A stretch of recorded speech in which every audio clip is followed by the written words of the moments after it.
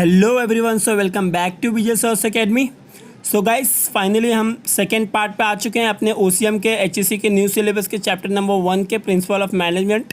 तो हमने पहले पार्ट में अपना प्रिंसिपल ऑफ मैनेजमेंट का फीचर कर लिया था। अब हम सेकेंड पार्ट में देखेंगे कि इसके इम्पोर्टेंस क्या क्या है, लाइक इसके सिग्निफिकेंस क्या है मैनेजमेंट प्रिंसिपल के, जो 1.4 है।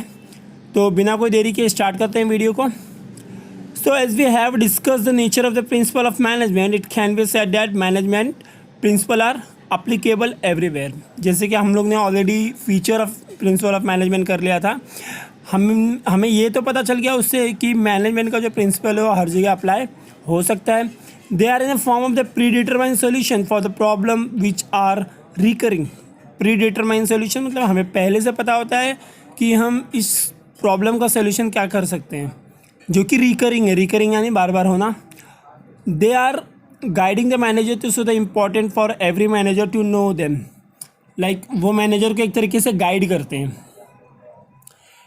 इन every type of organisation or in a group one need to apply principle according to the nature, size and requirement of the organisation. Already हमने सब चीज़ पहले प्रिंसिपल ये फीचर के टाइम पे कर लिया था। तो आते हैं पॉइंट नंबर 1 के ऊपर। पहला इसका जो इम्पोर्टेंस है, provide a useful insight to managers. ये काफ़ी यूज़फुल इंसाइट देता है मैनेजर को। यूज़फुल इंसाइट देता है कि मैनेजर को कैसे ऑर्गेनाइजेशन को अंडरस्टैंड करना है। The study of principle help to improve the understanding the situation and problem. Problem को अंडरस्टैंड करना, सिचुएशन को अंडरस्टैंड करने की शक्ति देता है principle of management. In further help to manager to find out the solution to the problem to handle the situation. ये solution देता है कि किस तरह से किसी भी सिचुएशन को हैंडल करना है। Management principle are the outcome of the experience of the various professional people. The use of this principle is helping manager about a manner in which should act in different situation. अलग अलग situation में कोई manager काम कैसे करे, इसके बारे में भी ये हेल्प करता है। तो ओवरऑल आपको उसमें से सिर्फ 3 या 4 लाइन अच्छे से याद रखनी है ताकि आप पूरे मीनिंग को अच्छी तरह से लिख पाओ।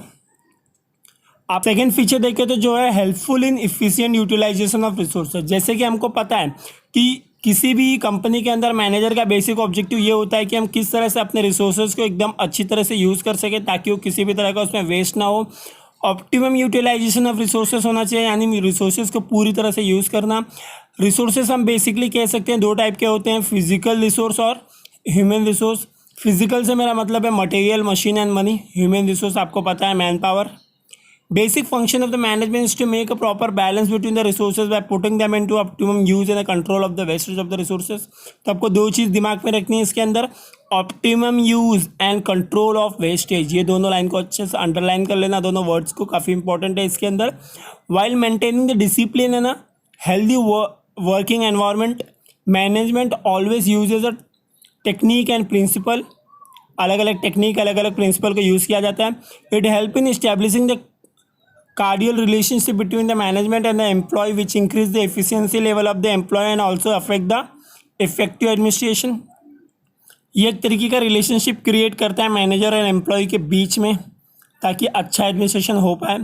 अगर इसमें एक एग्जांपल है तो use of the standard tools and machinery help in increasing the quality of the product.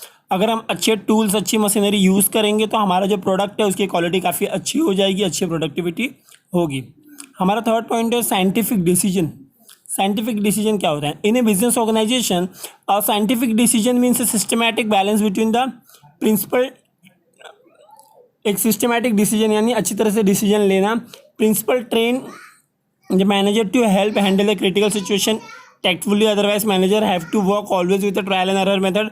ये जो प्रिंसिपल है मैनेजर लोग को एक अच्छे तरीके से वो किसी भी प्रॉब्लम को टैकल करने का शक्ति देता है, यानी किसी भी तरीके से एक गाइडलाइन दे देता है, एक रूल्स रेगुलेशन दे देता है। एकदम साइंटिफिक वे का डिसीजन वो मैनेजर ले पाएगा with the help of principle of management.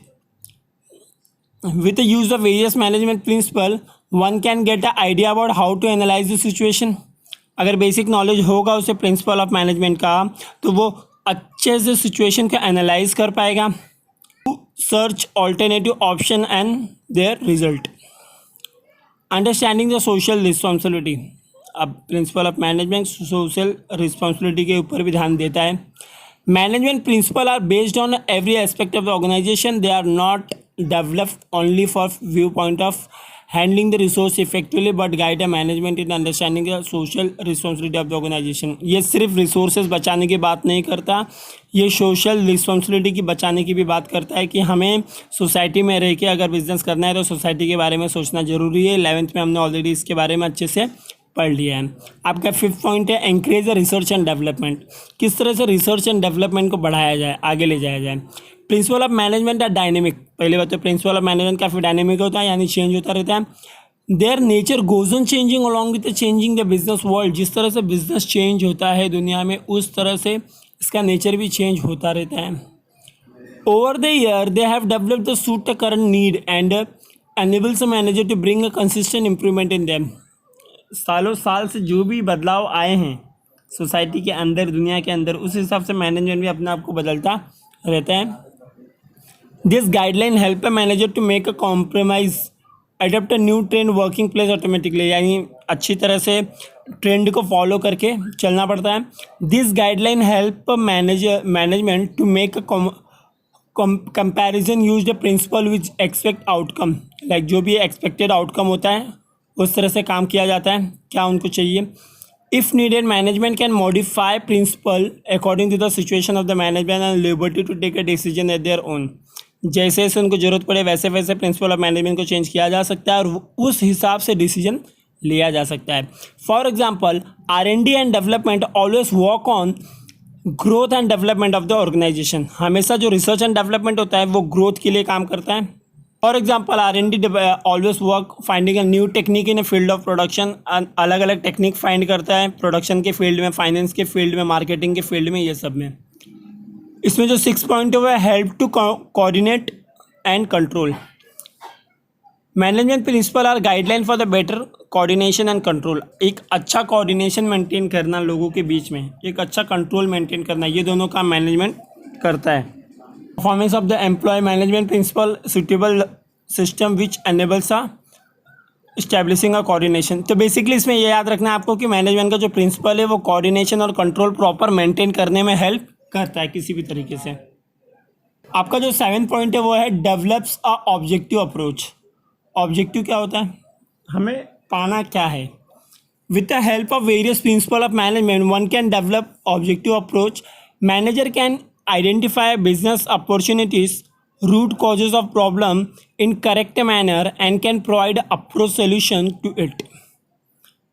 यानी मैनेजर किसी भी तरह से, मैनेजर कैसा है, एक ऑब्जेक्टिव अप्रोच रखेगा कि हमें क्या पाना है, वो हिसाब से हमें काम करना है। रूट कॉज देखेगा, यानी जड़ तक जाएगा, किसी भी प्रॉब्लम के जड़ तक जाएगा, करेक्ट मैनर से उसको अप्रोच करेगा और उसमें सक्सेस पाएगा। It builds a confidence in the mind of manager. ये मैनेजर के माइंड में कॉन्फिडेंस बिल्ड करता है। 1.5 है आपका theories of management. Guys theories of management काफ़ी इंपॉर्टेंट चीज़ है 12th में, तो अच्छे से पढ़ लेना, इसको देख लेना। Management theories are set of general rules and guide to the manager to work organisation. Organisation को किस तरह से मैनेज किया जाएगा, ऐसे कुछ रूल्स एंड रेगुलेशन बनाए गए हैं। इन रूल्स एंड रेगुलेशन के बेसिस पे बहुत सारी थियोरीज बनी है मैनेजमेंट की। इसमें तो हम आप सिर्फ प्रिंसिपल ऑफ मैनेजमेंट देखेंगे, वैसे बहुत सारी थियोरीज है मैनेजमेंट की।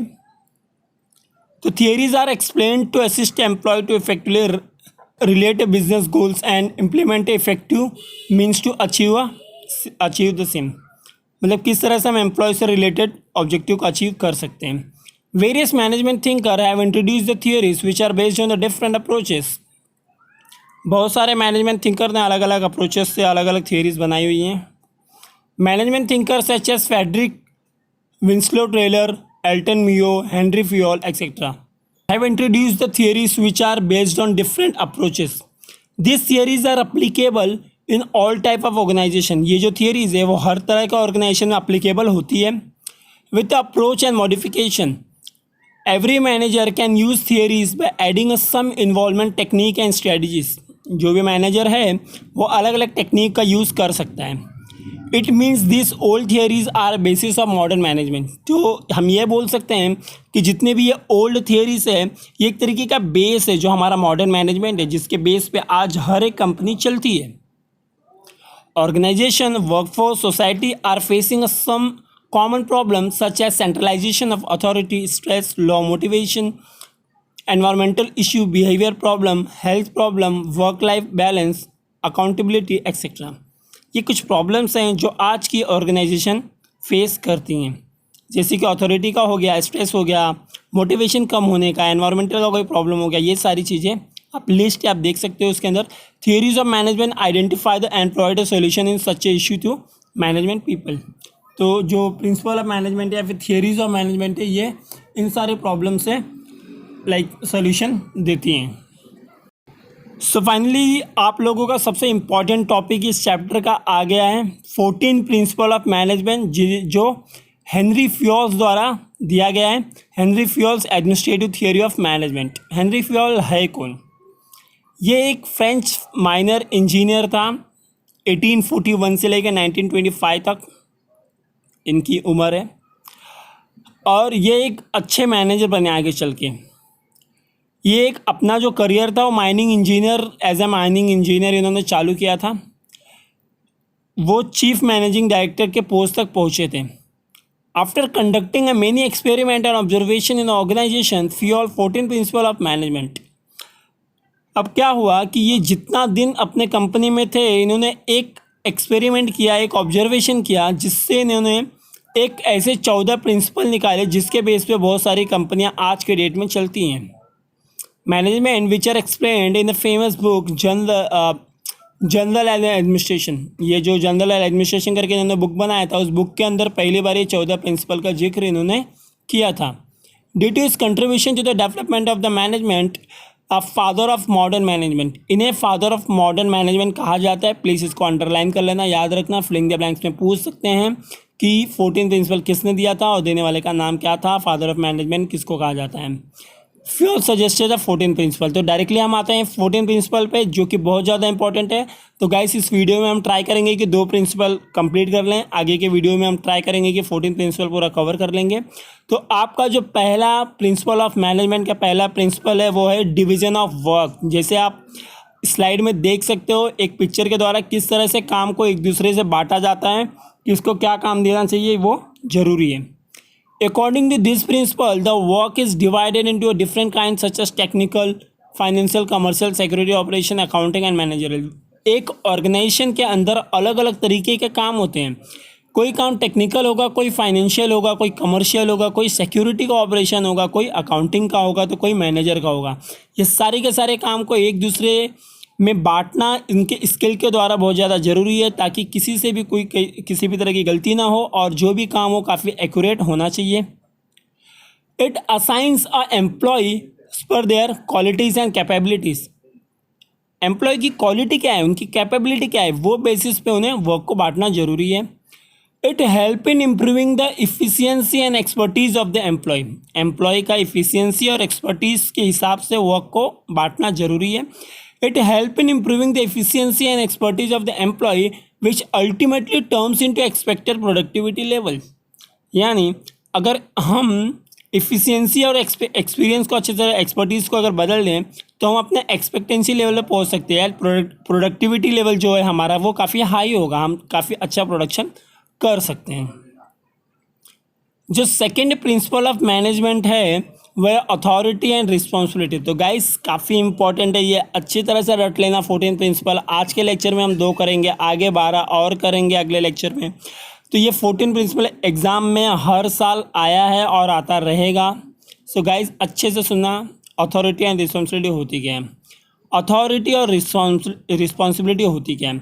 अथॉरिटी मतलब क्या है? जब आपको किसी चीज़ की अथॉरिटी हो, यानी एक हम एग्जाम्पल ले सकते हैं कि एक समझो कोई एक पुलिसमैन है, उसकी अथॉरिटी कि वो आपको पकड़ के जेल में डाल सकता है, मगर उसकी रिस्पॉन्सिबिलिटी है कि सोसाइटी में कुछ गलत होगा तो उसे आगे बढ़ के आना भी होगा। यानी अगर किसी चीज़ का उसको अथॉरिटी दे रखा है गवर्नमेंट ने तो उसकी कुछ रिस्पॉन्सिबिलिटी भी बनती है। Authority is a right to take a decision. Authority क्या होता है? मैं कोई डिसीजन ले सकता हूँ, ये हमारी अथॉरिटी है। It is necessary to get things done appropriately from the subordinate. ये ज़रूरी है कि जो हमारे सबॉर्डिनेट है, जो हमारे नीचे के लोग हैं, उन लोगों से अपना काम अच्छी तरह से करवा के लेना। ऑर्गेनाइजेशन की बात कर रहा हूँ। Authority always comes with the responsibility. जो भी आपको अथॉरिटी दी जाएगी वो एक जिम्मेदारी के साथ आइए, एक रिस्पॉन्सिबिलिटी के साथ आइए। If manager is given the authority to complete a task within a given time, he should help the responsible if he does not complete the work in a given time। अगर मैं आपको authority देता हूँ कि कोई काम एक particular time period में होना चाहिए, तो यह आपकी जिम्मेदारी है कि आप उस काम को पर्टिकुलर टाइम पीरियड में करके दो। अगर मैंने आपको कोई अथॉरिटी दी है तो मैंने आपको कुछ रिस्पॉन्सिबिलिटी भी दिया है, कुछ जिम्मेदारी भी मैंने आपको दिया है। Manager should have proper authorities to take a managerial decision and on respect to the goal. एक मैनेजर के पास एक अच्छी अथॉरिटी के साथ अच्छी रिस्पॉन्सिबिलिटी भी होना चाहिए ताकि वो अपने गोल को रिस्पेक्टिव टाइम पे कंप्लीट कर पाए। सो गाइस, आज के लेक्चर में बस इतना ही। मिलते हैं अगले लेक्चर में। चैनल को प्लीज़ सब्सक्राइब कर लेना, वीडियो को ज़्यादा से ज़्यादा शेयर करना फ्रेंड्स के बीच में। सो तब तक के लिए bye bye, good luck, be safe, be at home.